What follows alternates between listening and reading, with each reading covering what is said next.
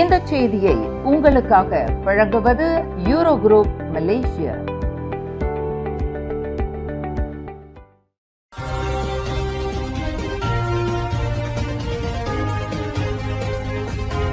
வணக்கம். திசைகளின் 5 மணி செய்திகள். மாரா கல்லூரியின் 2724 மாணவர்களுக்கு இன்ஃபுளுன்சா தொற்று. 34 MRSM கல்லூரிகளில் இல்லிருப்பு கல்வி முறைக்கு ஆணை. நாடு முழுவதும் 34 மாரா இளநிலை கல்லூரிகளில் சுமார் 2724 மாணவர்கள் இன்ஃபுளுன்சா தொற்றால் பாதிக்கப்பட்டுள்ளனர். மாணவர்கள் மத்தியில் 50க்கும் மேற்பட்ட பாதிப்புகள் பதிவானதை அடுத்து, எனவே MRSM மாணவர்களுக்கு வீட்டில் இருந்தே கற்றல் கற்பித்தலை செயல்படுத்துமாறு மாரா அதிரடியாக உத்தரவிட்டுள்ளது.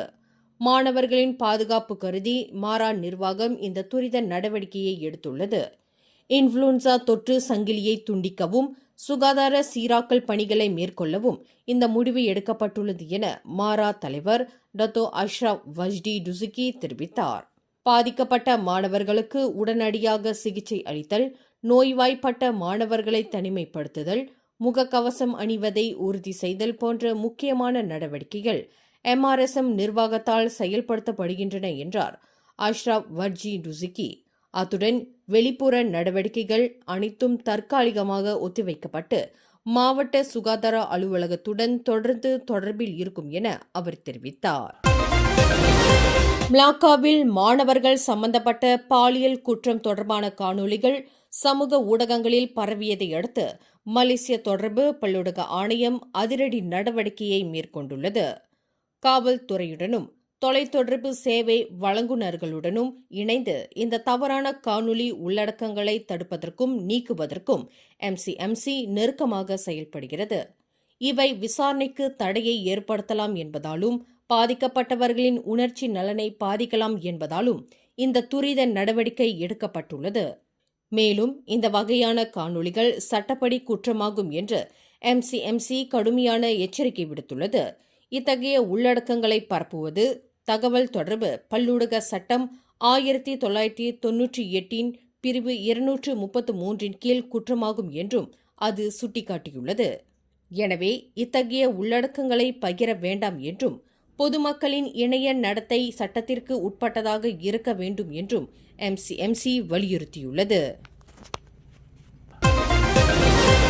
மகளிர் குடும்பம் சமூக மேம்பாட்டு அமைச்சு அண்மையில் வெளியிட்ட தகவலின்படி 1599 என்ற தலியான் காசே அவசர உதவி எண்ணுக்கு கடந்த செப்டம்பர் வரை 5000க்கும் அதிகமான அழைப்புகள் வந்துள்ளன. பெறப்பட்ட அழைப்புகளில் உதவி திட்டங்கள் குறித்த கேள்விகளே அதிக எண்ணிக்கையில் உள்ளன என அமைச்சர் டத்தோஸ்ரீ நைசி ஷுக்ரி அறிவித்துள்ளார். குறிப்பாக பொதுநலன் சார்ந்த உதவிகளின் நிலை, விண்ணப்பிக்கும் நடைமுறைகள், மாற்றுத்திறனாளிகளுக்கான சிறப்பு உதவிகள் பற்றிய கேள்விகளே முதலிடத்தில் இருக்கின்றன. எனினும் முதியோர் பராமரிப்பு, புறக்கணிப்பு, குடும்ப வன்முறை தொடர்பான முக்கியமான அழைப்புகளும் பதிவாகியுள்ளன. கடந்த October 9 Kuala Lumpur Jalan P Ramlee பகுதியில் மலேசிய குடிநுழைவுத் துறையின் அதிரடி பிரிவினர் நடத்திய சிறப்பு சோதனை நடவடிக்கையில் சீன நாட்டவர்களால் நடத்தப்பட்ட இணைய சூதாட்ட நடவடிக்கை முறியடிக்கப்பட்டது.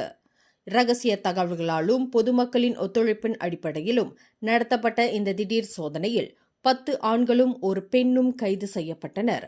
கைதானவர்களில் முறையான ஆவணங்கள் இல்லாதவர்கள், சமூக பயண அனுமதி வைத்திருந்தவர்கள், விசா காலாவதியானவர்கள் ஆகியோர் அடங்குவர் என மலேசிய குடிநுழைவுத் துறையின் தலைமை இயக்குநர் டத்தோ ஜக்கரியா ஷாபான் தெரிவித்தார்.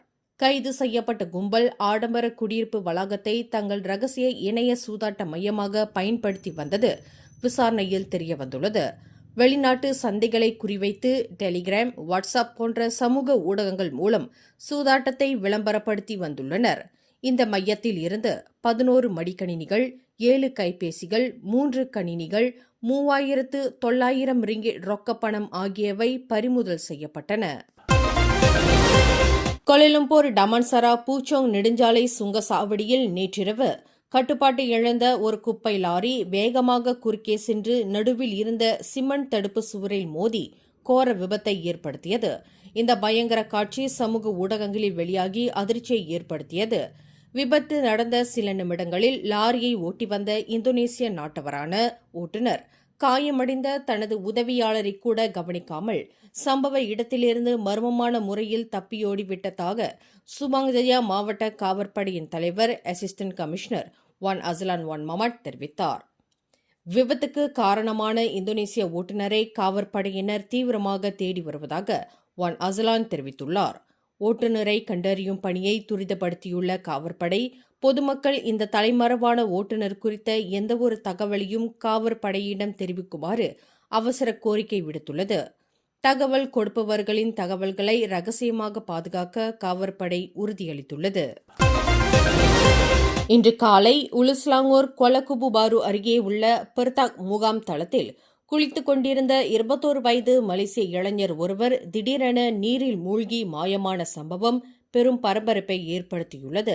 இந்த துயர சம்பவம் குறித்து காலை 9:47 மணிக்கு ஸ்லாங்கூர் தீயணைப்பு மீட்பு படைக்கு தகவல் கிடைத்தவுடன் உடனடி மீட்பு நடவடிக்கை தொடங்கப்பட்டது என ஸ்லாங்கூர் மாநில தீயணைப்பு மீட்பு படை செயலாக்க பிரிவின் உதவி இயக்குநர் ஹமட் முக்லிஸ் மொக்தார் தெரிவித்தார். நீரில் மூழ்கியவர் மீண்டும் மேலே வரவில்லை என ஆரம்பகட்ட அறிக்கைகள் தெரிவிக்கின்றன. காணாமல் போன இளைஞரை தீவிரமாக தேடும் பணி தற்போது முழுவீச்சில் நடைபெற்று வருகிறது. இந்த சம்பவம் அப்பகுதியில் முகாம் அமைத்திருந்த மற்ற சுற்றுலா பயணிகளிடையே சோகத்தையும் பீதியையும் ஏற்படுத்தியுள்ளது. இளைஞர் விரைவில் மீட்கப்படுவார் என்ற நம்பிக்கையில் மீட்புக் குழுவினர் தொடர்ந்து தேடுதல் பணியில் ஈடுபட்டுள்ளனர். இன்று அதிகாலை 2:30 மணியளவில் ஜோஹர் ஆயிரத்தாம் அருகே வடக்கு தெற்கு நெடுஞ்சாலையில் நடந்த பயங்கர விபத்தில் 6 வாகனங்கள் மோதிய கோர சம்பவம் நிகழ்ந்துள்ளது. இந்த சங்கிலி தொடர் விபத்தில் 14 வயதான முகமது அமார் ஜஃப்ரான் கைருல் நிசாம் என்ற இளைஞன் சம்பவ இடத்திலேயே பரிதாபமாக உயிரிழந்தார். 3 மோட்டார் சைக்கிள்கள், ஒரு பேருந்து, ஒரு வேன், ஒரு கார் மோதிய இந்த விபத்தில் முகமது அமார் பலத்த காயம் அடைந்துள்ளார். உயிரிழந்தவர்களின் 16 வயது நண்பர் கைகளிலும் கால்களிலும் காயங்களுடன் குல்வாங் என்சே பசார் ஹஜா கால்சோ மருத்துவமனையில் சிகிச்சை பெற்று வருகிறார். இந்த விபத்து வடக்கு நோக்கி சென்று கொண்டிருந்த 3 மோட்டார் சைக்கிள்கள் ஒன்றுடன் ஒன்று மோதிக்கொண்டதிலிருந்து தொடங்கியது. மோதிய வேகத்தில் இளைஞர்கள் சாலையில் வீசப்பட்டனர். அதே நேரத்தில் பின்னால் வந்த பேருந்து, வேன் மற்றும் கார் அவர்களை இடித்து தள்ளியதால் இந்த விபத்து ஏற்பட்டதாக பத்துபஹாட் மாவட்ட காவற்படையின் தலைவர் assistant commissioner Sharul Anwar முஷ்ஹடாட் Abdul Hasani தெரிவித்தார். இந்த சம்பவம் குறித்து விசாரணை நடந்து வருகிறது. நேற்று முன்தினம் புக்கெட் காயு இத்தாம் குடிநுழைவு வளாகத்தில் 12 வெளிநாட்டினரை நாட்டிற்குள் நுழைய அனுமதிக்காமல் திருப்பி அனுப்பியுள்ளது மலேசிய எல்லை பாதுகாப்பு நிறுவனம் AKPS. நுழைய தகுதியற்றவர்கள் என்றும் உண்மையான சுற்றுலா பயணிகள் இல்லை எனவும் சந்தேகப்பட்டவர்கள் மீது தீவிர சோதனையும் நேர்காணலையும் நடத்தியதன் விளைவாக இந்த நடவடிக்கை எடுக்கப்பட்டது. 8 தாய்லாந்து நாட்டவர்கள், 3 இந்திய ஆண்கள், 1 மியன்மார் ஆடவர் ஆகியோர் அதே நுழைவு பாதை வழியாக அவர்களின் சொந்த நாடுகளுக்கு இவ்வாறு திருப்பி அனுப்பப்பட்டனர். மேலும் செய்திகளை தெரிந்து கொள்ள கீழே இருக்கும் பெல் பட்டனை அழுத்துங்கள். உங்கள் மகிழ்ச்சியை வெளிப்படுத்த லைக் மற்றும் ஷேர் செய்யுங்கள். தொடர்ந்து திசைகளோடு இணைந்திருக்க சப்ஸ்கிரைப் செய்யுங்கள்.